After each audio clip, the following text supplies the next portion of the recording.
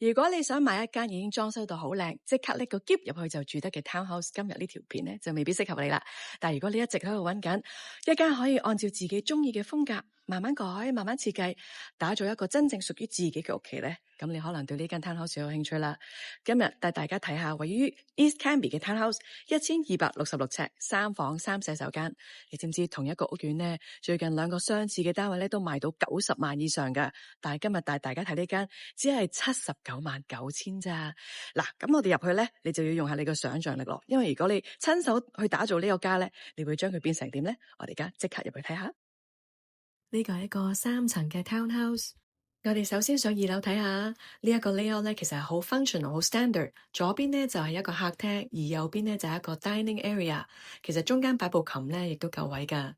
而家俾大家幻想下，你將埲牆油咗自己中意嘅顏色 ，L 型 sofa 換咗自己中意嘅家私，係咪會變得好靚咧？再出去露台睇下，雖然冇話咩特別嘅景色，但係望到你幾棵咁綠嘅大樹，都有好清新、好舒服嘅感覺。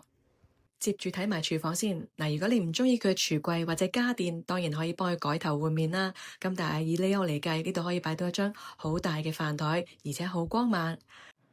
我哋即刻上埋3樓睇下。3樓咧就有2個睡房。我哋首先睇下客房先啦。呢個客房而家屋主咧就擺咗一個單人床，咁但係其實位置咧係足夠你擺雙人床噶。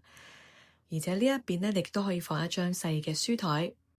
當然地氈啊、牆嘅油啊，你都可以將佢換咗佢啦。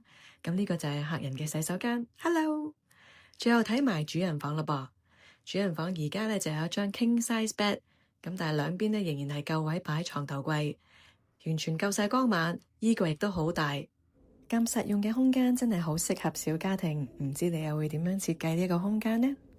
咁呢一個主人房咧係連埋套廁嘅，同出邊嗰個洗手間唔同。出邊嗰個係浴缸，呢一個係一個 stand-up shower。